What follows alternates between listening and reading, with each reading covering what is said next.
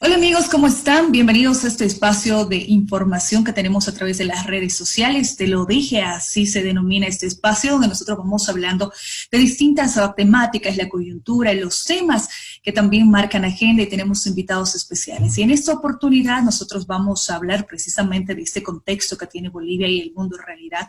Y para ello hemos invitado al doctor Eduardo Rodríguez Vélez, expresidente de Bolivia. Ha estado asumiendo distintas funciones también en los últimos años, y nos gustaría conocer su lectura con relación a lo que ocurre a este gobierno de transición, este periodo de transición por el que Bolivia está atravesando en medio también de una crisis mundial de salud, una pandemia. Doctor, muchísimas gracias por acompañarnos, para nosotros un gusto, y bueno, siempre bienvenido. Gabriela les saluda. Gracias, Gabriela, un gusto estar con ustedes. Precisamente, doctor, quería hacerle la consulta y tener su lectura, porque hemos visto cómo usted ha estado también tuiteando, ha estado opinando sobre los temas. Y la pregunta que siempre nos hacemos, porque llevó adelante un periodo de transiciones, ¿cuáles son las atribuciones? ¿Cómo se desarrolla? ¿Cómo se entiende, doctor, un gobierno de transición? ¿Cómo está llevando Bolivia esta etapa? Bueno, primero hay que destacar que un gobierno de transición es un hecho excepcional, y lo subrayo. Es una situación en la cual el Estado debe cubrir o reponer el orden democrático que se ve afectado por una renuncia o por una crisis. Así ocurrió también en el tiempo en el que me tocó ser presidente, el año 2005, con la renuncia de Carlos Mesa. Entonces se ha reproducido esta situación con la renuncia de Evo Morales, y un gobierno de transición tiene como objetivo principal, yo diría, dos cosas. La primera es convocar a elecciones de manera pronta, con un proceso transparente y lo más imparcial posible. Y la otra es abordar consensos para que esos temas estructurales que llevaron a la crisis puedan ser atendidos también por las fuerzas políticas y la ciudadanía. En el tiempo que me tocó ser presidente, no solamente convocamos a elecciones, también llegamos a grandes acuerdos para celebrar la Asamblea Constituyente, elegir gobernadores por voto popular, hacer referendos autonómicos, avanzar en la nueva ley de hidrocarburos que permitió recuperar la renta pública, y en fin, fueron varios temas que confluyeron en acuerdos políticos que además iban paralelamente a una elección. Eso es lo que debería exitosamente suceder hoy, pero me temo que no es precisamente el mejor escenario. Hay elecciones y bueno, estamos por lo menos avanzando en ese frente. ¿Hay temas pendientes, doctor? Eso lo estoy entendiendo. ¿Hay temas pendientes que no se están desarrollando o no les están llevando adelante como se tendría que desarrollar en un periodo de transición, en un gobierno de transición? Estamos marcando aquellos.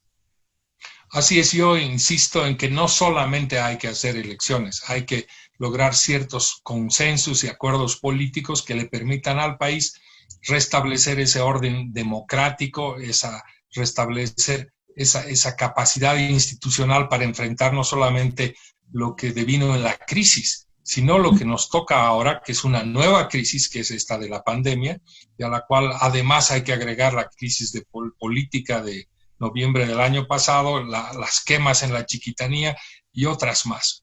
Yo tengo una idea de que los políticos y quienes conducen los órganos de poder público deberían ser capaces de dar a la ciudadanía una certeza de que uno de los grandes acuerdos es que este nuevo tiempo deberán tener prioridad los temas de salud, de educación, de economía y de justicia. ¿Por qué digo cada uno de ellos? Porque la salud y la vida es la prioridad, la educación de los jóvenes, una economía por lo menos recuperada para mantener el empleo y no incurrir en nuevos índices de pobreza, y acompañando un proceso de renovación del sistema judicial que nos dé seguridad jurídica para por lo menos contener este tiempo de crisis. Si tuviésemos acuerdos básicos en que quien vaya a ser elegido aportará o adoptará una agenda que lleve estas prioridades, lo estaríamos haciendo bien. Pero me temo que hoy la lucha electoral es el poder por el poder. No hay debates, no hay propuestas, por lo menos como solía haber en tiempos más normales. Hoy día por la pandemia no conocemos sino pugna y más pugna por el poder. Doctor, pasa por una capacidad también de generar diálogo y consenso en estos temas que usted señala, o sea, al margen de las elecciones, que es un tema muy importante para el principal, de hecho, para este gobierno de transición, para un periodo de transición, es esa capacidad que creo que no se está generando.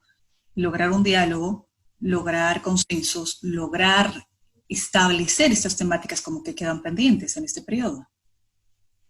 Bueno, no me sorprende que haya esa falta de vocación, esa tal vez madurez, si se puede llamar algo, de los políticos, porque cuando asumen esta transición, y digo asumen porque son fuerzas políticas opuestas las que hacen posible la autoproclamación de la senadora Áñez como presidenta, que luego se torna en candidata a partir de un discurso político muy polarizante, es decir, hoy día son todos contra el MAS y el MAS contra el resto.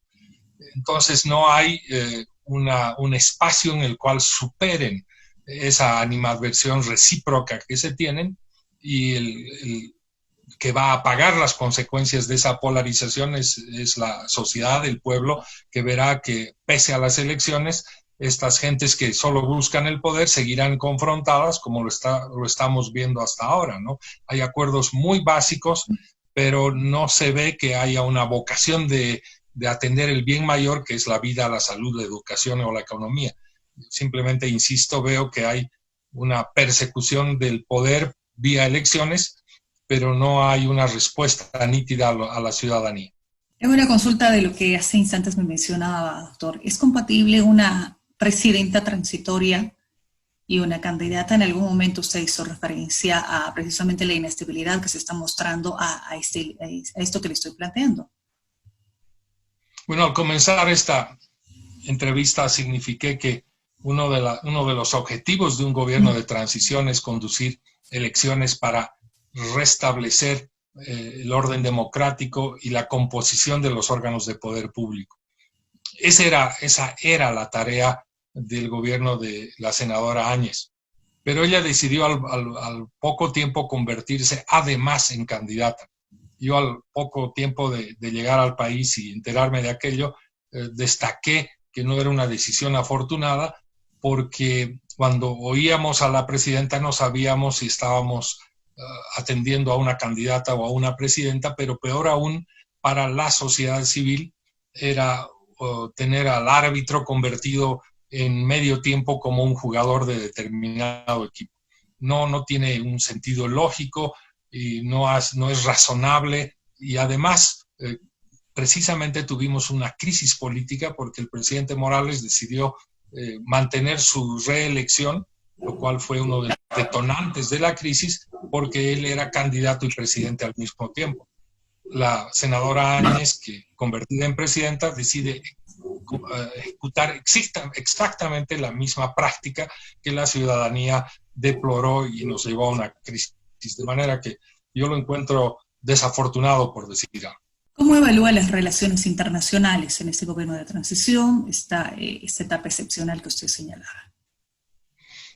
Bueno, yo apuntaría dos ideas básicas. La primera es que este es un tiempo eminentemente transitorio. Debían ser meses o semanas, ahora se han prolongado un poco más y eso cuenta mucho en la definición de una política exterior y en las acciones administrativas que le corresponden. En la definición de una política exterior, yo creo que el gobierno de Janine Áñez y la Cancillería de la ministra Longarich han asumido que tienen un tiempo prolongado y han empezado a tomar decisiones que corresponden más bien a un gobierno estable y con un horizonte para formular una política exterior que por la Constitución le corresponde al presidente con la concurrencia del vicepresidente y en determinadas actuaciones con el propio legislativo. Hoy día vemos que a las horas de haber asumido el gobierno, la presidenta Áñez hizo un giro de 180 grados en decisiones de política exterior, a mi juicio, no consultadas ni meditadas, ¿no? Se han convertido en una especie de soporte al gobierno de Donald Trump, a su candidatura, porque básicamente celebran y apoyan las actuaciones que nos conciernen como Estado y como sociedad civil. Y me refiero, por ejemplo, a las actuaciones que no censuran ni se ponen a tono con la región frente a la decisión del retiro de Estados Unidos de la Organización Mundial de la Salud, con graves consecuencias para países como Bolivia, en apoyar el candidato de Donald Trump al Banco Interamericano de Desarrollo. Esa es una posición que ostentan los países latinoamericanos desde su creación hace 60 años, pero la Cancillería de la ministra Longarich ha decidido apoyar a un candidato de Donald Trump, incluso desestimando la candidatura de un boliviano que también estaba en carrera, y otras actuaciones que tienen que ver con las relaciones que tiene Bolivia con otros países, ¿no? Por ejemplo, el cierre de relaciones poco ortodoxo con Cuba, o la recuperación de relaciones con Israel, dejando a un lado los apoyos a Palestina, y una cantidad de acciones que revelan que, así como el anterior gobierno tuvo una línea de política exterior, hoy Yanine Áñez decidió simplemente dar un giro y oponerse a todo lo que se hizo antes.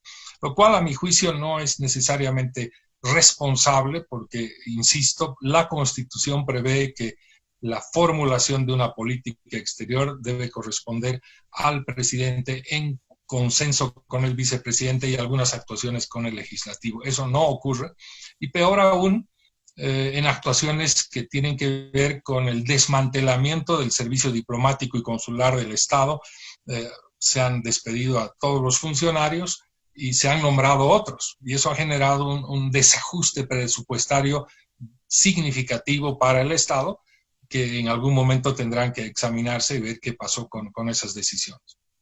Doctor, le hago una consulta más. En los últimos días hemos visto que se han presentado a raíz de lo ocurrido en Sencata, en Sacaba, en noviembre de 2019, después de esta crisis política, algunas denuncias. Por ejemplo, el CEIRS, el Centro de Estudios Legales y Sociales, ha presentado 2 denuncias ante la Organización de Naciones Unidas para que se investigue precisamente esta violación a los derechos humanos de estas 2 masacres. La Clínica de Derechos Humanos de Harvard también ha realizado un estudio, se ha establecido responsabilidades, que ha existido en todo caso, violación a los derechos humanos y otros temas, precisamente en este tiempo que no están investigándose, no tienen celeridad. Han transcurrido, de hecho, 9 meses y la situación está ahí, la no atención a las víctimas. En fin, le hago todo este panorama porque con la experiencia que usted tiene ya también sobre estos temas a nivel internacional, ¿qué significa para un Estado este tipo de denuncias, o de que Bolivia se muestre a través de informes o que se presenten denuncias por la violación a los derechos humanos en estos casos, por ejemplo? Lo primero que hay que destacar, independientemente de los hechos que se investigue, llámense Sencata, Sacaba, octubre 2003 o lo que fuera, un Estado debe tener una capacidad de investigar, juzgar, condenar y, en su caso, ejecutar sanciones para los responsables de estos hechos que no corresponden a un Estado en el cual debería preservarse la paz, evitarse la violencia y alentarse más bien una convivencia más fraterna y con más diálogo. Esos antecedentes que arrastramos como país desde octubre del 2003, pasando por otros hechos, incluso durante estos 14 años con víctimas, o los de Sacaba y Sencata, los últimos, y que no están debidamente investigados y juzgados, revelan una carencia de capacidad de investigación y juzgamiento. Por eso yo insistí al principio de esta entrevista que uno de los compromisos que deberían asumir los candidatos es restablecer un sistema judicial independiente, eficaz y predecible en términos de servicio público. Ahora bien, estos organismos como la Clínica de Derechos Humanos de la Universidad de Harvard u otros que acompañan estas iniciativas de otras universidades, no solamente norteamericanas, sino europeas, tienen el propósito de acompañar estas investigaciones o convertirse en los promotores de justicia de estos hechos que por estas crisis políticas tienden a quedar en la impunidad o no resolverse. Esto es lo que pasó, por ejemplo, con la crisis de octubre de 2003, cuando se producen unos juzgamientos, pero no llevan a término una satisfacción de las víctimas que tienen que acudir a otras instancias del sistema interamericano o la justicia ordinaria en los Estados Unidos para recuperar un nivel de resarcimiento. Yo creo que debe llevar a la reflexión al Estado, a nosotros como bolivianos, tener esta capacidad y no tener que enfrentar que sean estas clínicas u otros organismos los que estén impulsando espacios de justicia. Yo creo que hay que tomar en serio sus informes, pero también hacer una reflexión de que debemos generar nuestra propia capacidad más independiente y más eficaz en el país. Doctor, se hizo, por ejemplo, en el caso de octubre se llevó a un nivel internacional. ¿Existe los escenarios para que las víctimas, si no encuentran una respuesta del Estado, también puedan llevar adelante de la misma manera que en octubre de 2003 u otros casos que pudiesen haber presentado a nivel mundial? Me refiero que puedan buscar justicia a nivel internacional, o sea, que se hagan sentir como víctimas al no ser atendidos por un Estado. Bueno, eso es lo que está ocurriendo estos días en unos tribunales en los Estados Unidos, en los que todavía está pendiente de una decisión final, una reclamación de orden civil, esto es de resarcimiento pecuniario de las víctimas frente a quienes ejercían la autoridad de presidente y ministro de Defensa en ese entonces. Me refiero a Sánchez de Lozada y Sánchez Berzaín, quienes están siendo enjuiciados por las víctimas de octubre sobre resarcimiento civil, sobre un potencial pago de daños ocasionados por estos acontecimientos. En ese proceso, la clínica de Harvard precisamente es la que ha estado muy activa y seguirá seguramente hasta el final del proceso, y está revelando de que si en el país no hay espacios de justicia donde esta gente pueda sentirse atendida y sus reclamos puedan satisfacerse, han acudido a otras latitudes, en este caso a la competencia de los tribunales ordinarios norteamericanos, que han abierto una capacidad de oírlos y eventualmente exigir a quienes radican hoy allá cubran un resarcimiento. Pero hay que dejar que ese proceso concluya, pero la lección importante es que hoy los bolivianos en algunos casos pueden acudir a otros tribunales fuera de Bolivia para reclamar justicia, y eso es lo que no hay que perder de vista.